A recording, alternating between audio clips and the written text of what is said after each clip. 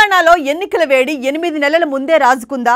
ఓవైపు మోడీపై సూటిపోటి మాటలు, మరోవైపు ఈడీ కేసులపై బీఆర్ఎస్ మాటల బాంబులు, అటు కాంగ్రెస్ పాదయాత్రలు, ప్రభుత్వంపై ప్రతిపక్షాల ఆరోపణలు, అక్రమ అరెస్టులు ఇవన్నీ నిత్యం రాష్ట్రంలో దర్శనమిస్తున్నాయి. ఈ పోట్లాటలు చూస్తే నేడో రేపో ఎన్నికల పోలింగ్ జరుగుతుందా అనేలా వాతావరణం మారిపోయింది. ఒకవైపు భానుడి భగభగలు తీవ్ర రూపం దాలుస్తుంటే, మరోవైపు రాజకీయ పార్టీల విమర్శలు, ప్రతి విమర్శల పర్వం చకచకా సాగుతూ పోతోంది.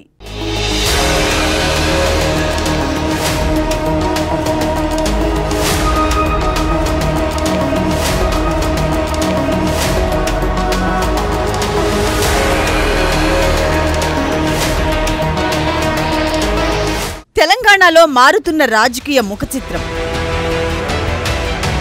అధికార బీఆర్ఎస్ పై ప్రతిపక్షాల యుద్ధం, బీజేపీపై బీఆర్ఎస్ ఎదురుదాడి, పోటాపోటీగా నేతల మాటల తూటాలు, పాదయాత్రలతో ప్రజల్లోకి లీడర్లు.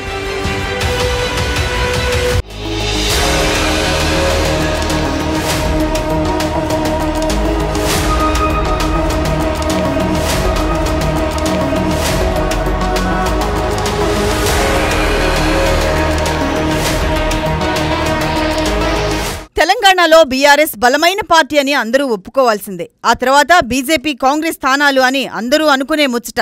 కానీ రాజకీయ చదరంగంలో ఇవన్నీ మారుతున్నాయి.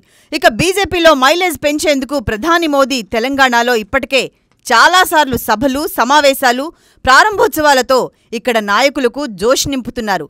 ఇలాంటి తరుణంలో బండి సంజయ్ విడతల వారీగా పాదయాత్రను గత ఏడాదే ప్రారంభించి ప్రభుత్వ వ్యతిరేకతను తూర్పారా పడుతున్నారు. జనపార్టీ అవునా కాదా? మళ్ళా రేపు అమ్మన ఓలంటే మన రేపు ఉప ఎన్నికలు అంటాడు. మళ్ళీ ఒక్కసారి ఎన్నికలు గవర్నమెంట్ రద్దు చేస్తున్నాడు, లీక్ ఇస్తాడు. మళ్ళీ రాత్రి 2 గట్టిగా పెగ్గులు చంపుతా తెల్లారే ఎన్నికలు అంటాడు.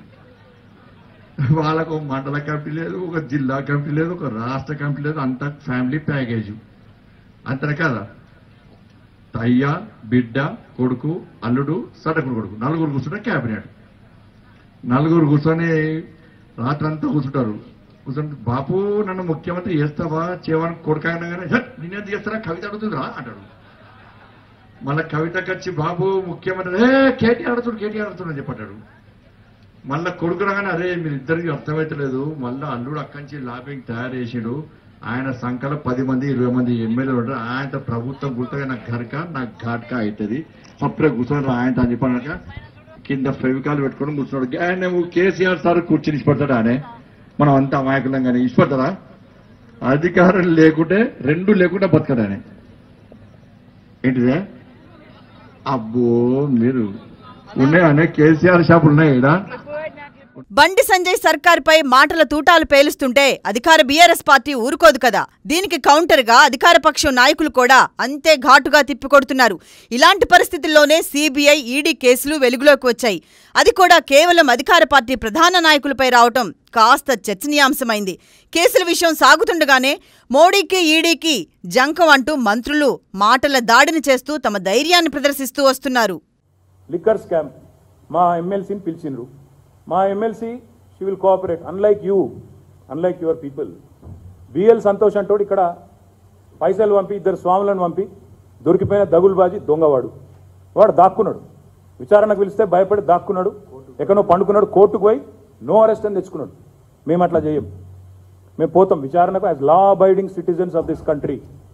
భారత ప్రభుత్వాన్ని, చట్టాలను గౌరవించే పౌరులుగా విచారణకు హాజరవుతాం, విచారణ ఎదుర్కొంటాం. మా ఎమ్మెల్సీ గారు కూడా ఎదుర్కొంటారు తప్పకుండా. నేను ఒకటే మాట చెప్తా ఉన్నా, మీరు అభియోగాలు మోపి, ఇప్పుడు నేను చెప్పాను మీకు 5422 అభియోగాలు మోపింది ఈడీ. ఈ మోడీ వచ్చినప్పటి నుంచి 5422 కేసులు. కన్విక్షన్ ఎంత? 23 కేసులు.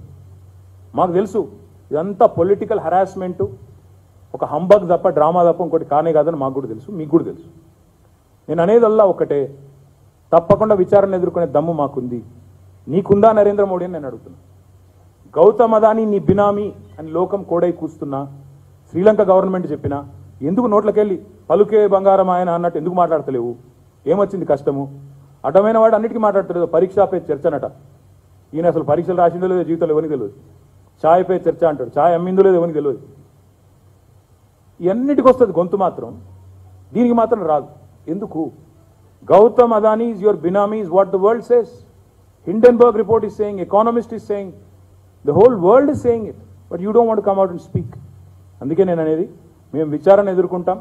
డెఫినెట్గా ఈ రాజకీయపరమైన కక్ష సాధింపు ఏదైతే ఉందో ముమ్మాటికి రాజకీయంగానే ఎదుర్కొంటాం. ప్రజా కోర్టులో మేము తెలుసు, మాకు న్యాయ వ్యవస్థ మీద కూడా నమ్మకం ఉంది. దేశంలో మంచి జడ్జిలు ఉన్నారు, ఇంకా కూడా కొంతమంది బీజేపీ వాళ్ళు ఉండొచ్చు, కానీ చాలామంది మంచి జడ్జిలు ఉన్నారు, ఇంకా వాళ్ళ మీద మాకు నమ్మకం ఉంది. తప్పకుండా దేశం న్యాయం అల్టిమేట్గా గెలుస్తుంది.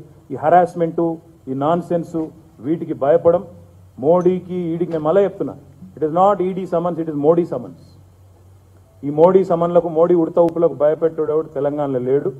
తప్పకుండా ఎదుర్కొంటాం, అన్ని రకాలుగా ఎదుర్కొంటామని చెప్తూ మీ అందరు కూడా మళ్ళొకసారి ధన్యవాదాలు. ఇక లిక్కర్ స్కామ్ వ్యవహారంలో అధికారులు దర్యాప్తు వేగం పెంచారు. ఇందులో కొందరు పేర్లు ఛార్జ్షీట్లో పేర్కొన్నారు. ఎన్నికలు జరిగే రాష్ట్రాల్లో మోడీ కన్నా ముందుగా ఈడీ వస్తుందన్న ప్రచారమూ తాజాగా సాగుతోంది. గతంలో ఢిల్లీ మొదలు పశ్చిమ బెంగాల్ వరకు అన్ని రాష్ట్రాల్లో ఇలాంటి పరిస్థితే నెలకొంది. కానీ వాటన్నింటినీ ఎదురొడ్డి పోరాడి ప్రజామద్దతు పొంది నేడు మళ్లీ రాజ్యాధికారంలో కొనసాగుతున్నారు కొందరు నాయకులు. దీనివల్ల ఈడీని బీజేపీ ఓ పావుగా వాడుకుందని కొందరి వాదన. ఇదే నిజమైతే చాలా హేయమైన చర్యగా పరిగణించవలసి వస్తుంది.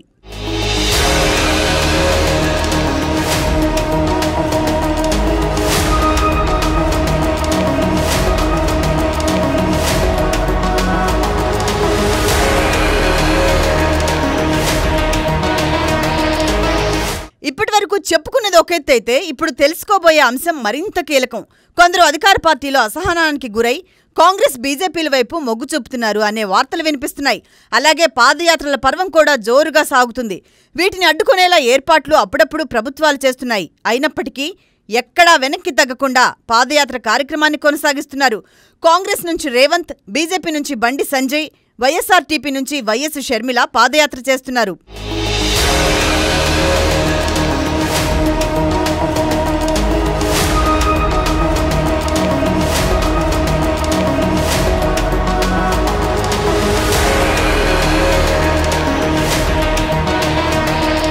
కొందరు అధికార బీఆర్ఎస్ ని టార్గెట్ చేస్తుంటే మరికొందరు బీజేపీని టార్గెట్ చేస్తున్నారు.